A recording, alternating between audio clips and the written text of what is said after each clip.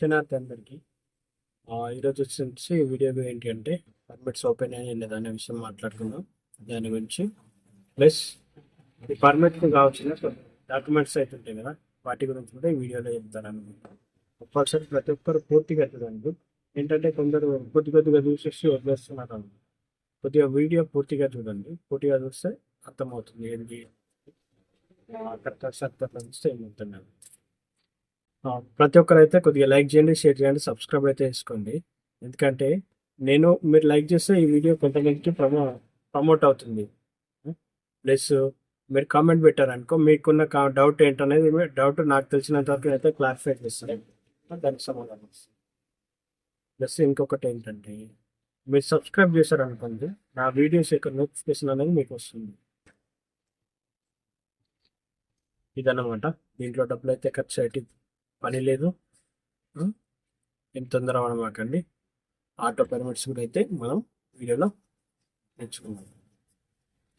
Auto permits open అయినా లేదన్నా తెలుసుకునే దానికన్నా ముందు పర్మిట్కి సంబంధించి ఏమేమి డాక్యుమెంట్స్ డిస్కస్ చేద్దాం. ఫస్ట్ వచ్చేసి పర్మిట్కి కావాల్సిన 3 డాక్యుమెంట్స్ అనమాట. ఒకటి పాన్ కార్డు, మీకు అడ్రస్ ప్రూఫ్ అంటే ఆధార్ కార్డు అనుకోండి, ప్లస్ ఇంకొకటి డ్రైవింగ్ లైసెన్స్. ఈ 3 అయితే కంపల్సరీగా ఉండాలన్నమాట.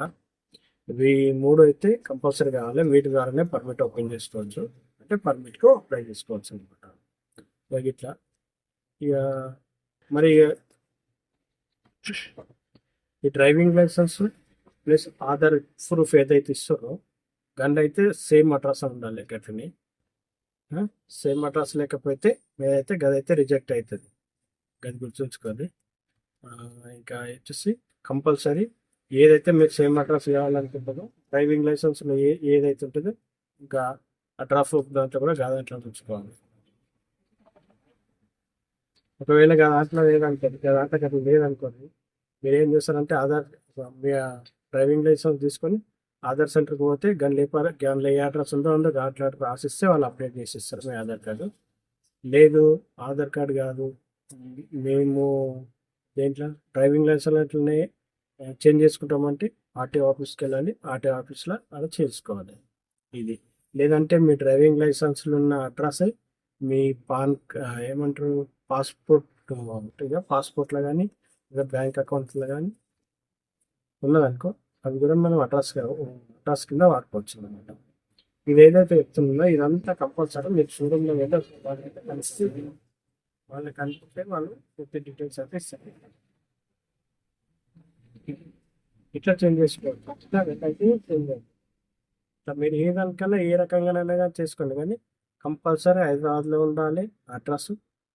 2 ఒకటే అడ్రస్ మీద ఉండాలి, వేరే అడ్రస్ ఉండాలి. అర్థమైందా? ఎట్లా గుర్తుంచుకోండి. 2 కలిసి కూడా ఒకటే అడ్రస్లో ఉండాలి. Same address, same door number ఏదైతుందో అన్నీ సేమ్ ఉండాలి. ఇదైతే ముఖ్యం కంపల్సరీ. ఇక ఆడికి పోయినాక తర్వాత మీరు పర్సన్ కాకు.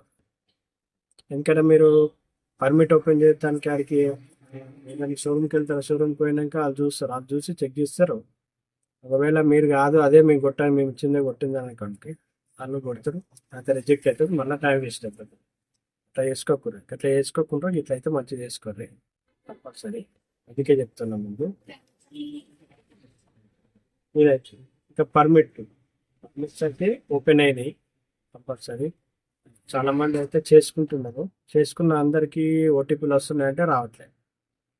ఎట్లా రావట్లేదంటే ఆటో మన పేరు మీద ఉంది అనుకోండి, నేను నా పేరు మీద ఉంది, ఆల్రెడీ ఆటో ఉంది నా పేరు మీద, నేను మళ్ళీ పర్మిట్ పెడితే పర్మిట్ రాదు.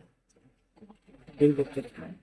అందుకని ఎవరి పేరు మీద అయితే ఆటో లేదో గాలి మాత్రమే అప్లై చేసుకోండి పర్మిట్. వాళ్ళకి ఆటో వస్తుంది, ఆటో తీసుకోవచ్చు. ఇంకా పర్మిట్ అయిపోయి ఇప్పుడు డాక్యుమెంట్స్ అయిపోయినాయి. పర్మిట్ ఎట్లా అప్లై చేయాలో అంటే షోరూమ్కి వెళ్ళి షోరూమ్కి వాళ్ళకి డాక్యుమెంట్స్ వస్తే వాళ్ళు అప్లై చేసేస్తారు. ఎంతో కొంత స్టార్ట్ చేస్తారు అనుకుంటే చాలా పేమెంట్ చేసుకోవాలి. చూసుకోరు. ఈ 2 అయితే కరెక్ట్ ఉంటే ఇప్పుడు మనం ఏదైతే డాక్యుమెంట్ ఏదైతే మాట్లాడుతుందో మన పేరు మీద ఆటో ఉండదు అంటే ఇవి 2 అయితే కంపల్సరీ చూసుకోరు. ఎందుకంటే మీకు టైం వేస్ట్ కాదు. ఇట్లా ఈ 2 కరెక్ట్ ఉంటే మనకు పర్మిట్ వచ్చేస్తుంది. పర్మిట్ వచ్చినాక పర్మిట్ తీసుకొని ఆటో షోరూమ్, ఆటో వెళ్ళి షోరూంలో తీసుకోవాలి. మీరు ఏ కంపెనీ ఆటో కావాలన్నా ఏదైనా తీసుకోవాలి ఇష్టం. ఎల్పిజి ఉంది, సిఎన్జి ఉన్నాయి, ప్లస్ ఎలక్ట్రిక్ ఆటో ఉంది. ఈ 3 రకాల ఆటోలు అయితే అవైలబుల్ ఉన్నాయి. ఏ కంపెనీ అయినా తీసుకోవచ్చు, ఏ రకమైన తీసుకోవచ్చు. అయితే తీసుకున్నాక ఈ తీసుకున్న ఆటోను మాత్రం 60 డేస్ 60 రోజులలో కంపల్సరీ రిజిస్ట్రేషన్ అనేది కంప్లీట్ అయిపోవాలి. ఒకవేళ మీ యొక్క ఈ 60 డేస్లో కంప్లీట్ అవ్వలేదు అనుకోండి, మీ యొక్క పర్మిట్ అనేది క్యాన్సల్. అట్లా అనవసరంగా క్యాన్సిల్ చేసుకోరు. మంచి ప్లాన్ తోటి తీసుకోరు, మంచిగా రిజిస్ట్రేషన్ చేసుకోరు, మంచిగా ఫ్రీ పర్మిట్ గవర్నమెంట్ ఇచ్చింది కదా, అవి అయితే మంచిగా వాడుకోరు. ఉం? ఒకవేళ డిస్టిక్ ఆటో తీసుకుందామని వాళ్ళు అనుకుంటే కొద్దిగా అయితే ఆలోచించారు. వాళ్ళు డిస్టిక్లో తీసుకొని డిస్టిక్లో నడిపించుకుంటే ఏమైతే ఏం కాదు. కాకపోతే అది తీసుకొని మళ్ళీ సిటీలో నడిపించుకుంటే అంటే కాస్త ఇబ్బంది అయితే ప్రయత్నం అయితే చేస్తుంది. ఎందుకంటే ఇప్పుడు పర్మిట్ అయితే గవర్నమెంట్ రిలీజ్ చేసింది. కంపల్సరీ పర్మిట్ తీసుకొని అదే అక్కడ తీసుకున్న బదులు ఇక్కడ తీసుకొని ఇక్కడ అయితే నడిపించుకోరా అయిపోతుంది.